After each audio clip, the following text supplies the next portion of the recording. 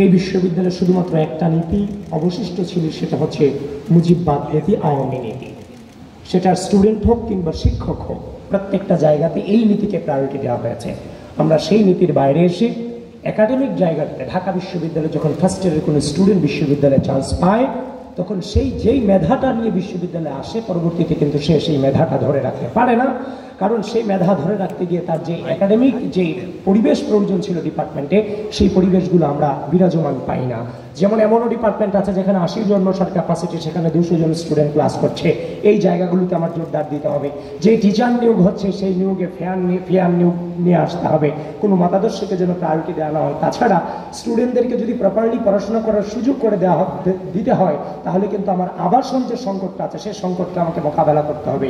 সেই আবাসন নিয়ে আমাদের কাজ করার ইচ্ছে আমাদের আছে। আমরা 10 দফা ইশতেহার দিয়েছি। তাছাড়া আপনারা জেনে থাকবেন, ঢাকা বিশ্ববিদ্যালয়ের যেমন কার্জন হল এরিয়াগুলোতে কোনো ক্যান্টিনই নাই, স্টুডেন্টরা খাবারের মতো কোনো অবস্থানই সেখানে নাই। সুতরাং ক্যান্টিন এবং খাবারের মান ক্যান্টিন নির্মাণ এবং খাবারের মান নির্ধারণে স্বাস্থ্য সেবার জন্য আমাদের জিরো টলারেন্স থেকে অবলম্বন করব।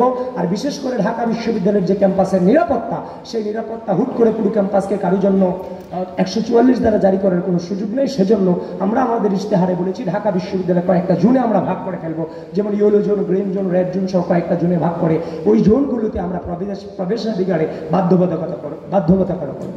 তারপর হচ্ছে অন ক্যাম্পাস জবের যে আইডিয়াটা, ঢাকা বিশ্ববিদ্যালয়ের স্টুডেন্টরা টিউশনির জন্য কিংবা ওইরকম ফাইন্যান্সিয়াল ক্রাইসিসের জন্য নানান ঝামেলা এদেরকে পোহাতে হয়, যার ফলশ্রুতিতে আমরা অন ক্যাম্পাস জব আইডিয়াটাকে বাস্তবায়ন করতে চাই। সেজন্য ঢাকা বিশ্ববিদ্যালয়ের কর্তৃপক্ষের কাছে আমাদের ডাকসু থেকে আহ্বান থাকবে, ঢাকা বিশ্ববিদ্যালয়ে যে ভ্রাম্যমান দোকানপাটগুলো আছে, ব্যবসায়িক প্রতিষ্ঠানগুলো আছে, সেগুলো ঢাকা বিশ্ববিদ্যালয়ের কর্তৃপক্ষের আন্ডারে এনে ঢাকা বিশ্ববিদ্যালয়ের যে শিক্ষার্থীরা আছে, সেই শিক্ষার্থীদেরকে সেখানে ব্যবসা করার সুযোগ দিতে হবে, উদ্যুক্ত হওয়ার সুযোগ দিতে হবে। সেটা চুক্তিভিত্তিক হতে পারে। সেই জিনিসটার মধ্যে দিয়ে ফাইন্যান্সিয়াল ক্রাইসিসটাকে কিছুটা ডেভেলপ করা যাবে। তাছাড়া রেজিস্টার বিল্ডিং যে দাপ্তরিক কাজগুলো আছে, সেই কাজগুলোতে ঢাকা বিশ্ববিদ্যালয়ের স্টুডেন্টদেরকে প্রায়োরিটি দেওয়ার জন্য আমরা আহ্বান জানাবো। তাছাড়া ঢাকা বিশ্ববিদ্যালয়ে বছরে 2 থেকে 3 বার আমরা জব ফেয়ার আয়োজন করতে চাই ডাকসুর আন্ডারে। যে জব ফেয়ারে ঢাকা বিশ্ববিদ্যালয়ের স্টুডেন্টরা বিভিন্ন কর্পোরেট কোম্পানিগুলো ঢাকা বিশ্ববিদ্যালয়ে সে ফেয়ারে আসবে, এসে ঢাকা বিশ্ববিদ্যালয়ের স্টুডেন্টদের ভাইবা নিবে, এই ক্যাম্পাস থেকে স্টুডেন্টদের জব হবে। আর যাদের আপনার হচ্ছে যে জবের পাশাপাশি যাদের হচ্ছে যে জবের পাশাপাশি হচ্ছে যাদের যে হচ্ছে যে জবে, হ্যাঁ, যে অন ক্যাম্পাস জবের আইডিয়াটাকে আমরা এভাবে বাস্তবায়ন করতে চাই যে যাদের জবের প্রয়োজন তারা জবে যাবে।